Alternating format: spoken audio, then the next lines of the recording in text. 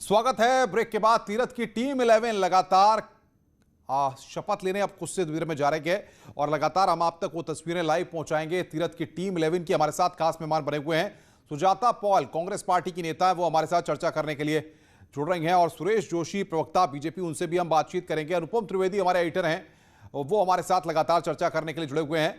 अनुपम जी, break से पहले जिस सवाल का जिक्र कर रहे थे, मैं चाहूंगा बीजेपी के स्पोक्स पर्सन हमारे साथ जुड़े हुए हैं। सुरेश जी, स्वागत है आपका। बताइए जरा कि आखिर पहाड़ से अध्यक्ष अब तक परंपरा रही है, इस बार मैदान से हरिद्वार से मदन कौशिक को कमान देकर के क्या मैसेज बीजेपी देने की कोशिश कर रही है?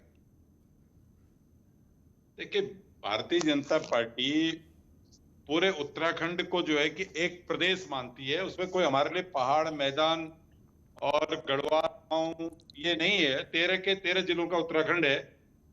उसमें जो भी कार्यकर्ता या जो भी नेता, हमको लगता है कि भाई आज की आवश्यकता के अनुसार उनको जो है कि अध्यक्ष के पद पर बिठाना है या मुख्यमंत्री के पद पर बिठाना है, तो उस आधार पर पार्टी निर्णय करती है।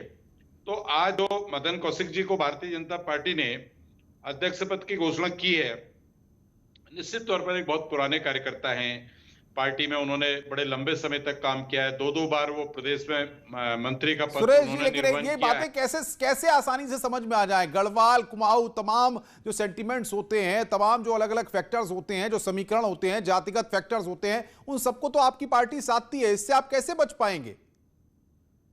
नहीं, देखिए, आप देखें कि हम मंत्री पहाड़ के ज्यादा से ज्यादा जिलों से हम लोग मंत्री बना रहे हैं, और हमारे राष्ट्रीय स्तर पर जो नेता हैं वो पर्वतीय क्षेत्रों से हैं।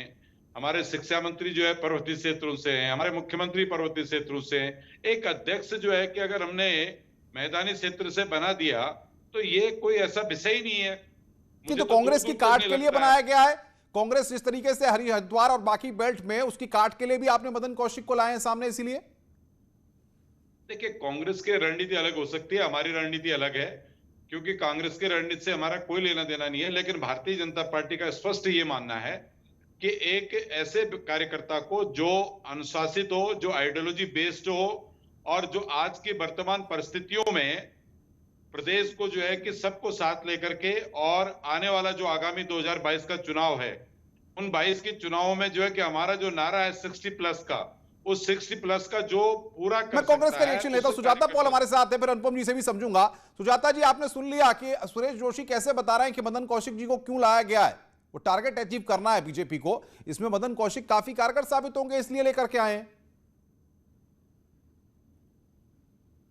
देखिए, जहां तक इनकी बात है, भारतीय जनता पार्टी की सरकार है, इनको अधिकार है कि ये जो भी कहना चाहे। लेकिन जनता होने के नाते मैं जोशी जी को दोबारा याद कराऊं, हर बार कराती हूँ, कि ये सरकार केवल भाजपाइयों की नहीं, ये सरकार हमारी भी है। ये सरकार जन जन की होनी चाहिए। लेकिन जो किसानों का मुद्दा है वो मेनली प्लेन के एरिया का है। अगर आप कुंभ को देखें तो कुंभ में जिस तरह की भद मची थी, इसी वजह से ये बहुत बड़ा कारण था कि मुख्यमंत्री ही बदलना पड़ा। तो अब वो डैमेज कंट्रोल करने के लिए मदन कौशिक जी को लाया गया है। और 4 धाम के जो पंडा पुरोहित है, उनको ये तब भी नहीं संभाल पाएंगे। ये मैं आपको लिखकर गारंटी करके देती हूँ, क्योंकि पंडा पुरोहित इनके विरुद्ध खड़े हैं, कोर्ट में भी गए हैं, लेकिन आज भी। भाई सुरेश जी, आपका प्रयोग कारगर साबित नहीं होगा। सुजाता जी कह रही हैं, ये तो भविष्यवाणी कर रही हैं अभी से। देखिए, प्रश्न ये खड़ा होता है कि विपक्ष के लोगों को चुनाव में जाने से पहले अपनी आइडियोलॉजी को प्रदर्शित करना पड़ेगा, अपनी नीति को, अपनी नीयत को, अपने कार्यक्रमों को तय करना पड़ेगा कि किस आधार पर वो जाते हैं। मैं देख रहा हूं कि 4 साल से भारतीय जनता पार्टी के अध्यक्ष कौन होगा, मुख्यमंत्री कौन होगा, मंत्री कौन होगा, ये सारी व्यवस्थाओं पर वो ध्यान केंद्रित करके बैठे हैं। तो ये हमारा अपना परिवार का मामला है। हम किसको अध्यक्ष बनाएंगे, किसको महामंत्री बनाएंगे, किसको मंत्री बनाएंगे, इसका देखो ये विषय नहीं है। इनका विषय तो ये कांग्रेस से पूछ के, मतलब आप कह रहे हैं कांग्रेस से पूछ के तो नहीं बनाएंगे अब? देखो, कांग्रेस से पूछेंगे तो कांग्रेस हमसे नहीं पूछेगी, हम कांग्रेस से नहीं पूछेंगे।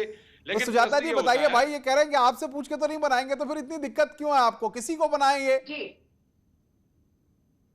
देखिए, मैंने ये बात शुरू में कही कि इसका अधिकार है, लेकिन ये भूल जाते हैं कि पिछले 4 सालों में जो हम कहते रहे हैं कि ये निकम्मी सरकार है, ये कार्य नहीं कर रही है, ये प्रूव हो गया है मुख्यमंत्री को हटाकर। आप मुझे बताइए कि ये सरकार जो 2 कैबिनेट मंत्री नहीं बना सकी, 2 पोजीशंस खाली रखी इन्होंने। बिल्कुल, इस उससे मुद्दे पर क्या भी हम साबित आएंगे होता है? क्योंकि कौन कुछ ही से देर में नियमों का शपथ ग्रहण शुरू होने वाला है। वहां की तस्वीरें भी हमें दर्शकों तक पहुंचानी है लाइव, इसलिए वक्त की मजबूरी है। एक छोटा सा ब्रेक हमें यहां पर लेना है। ब्रेक के बाद भी इस चर्चा को हम जारी रखेंगे और उसके बाद तमाम फैक्टर्स पर बात करेंगे और समझेंगे।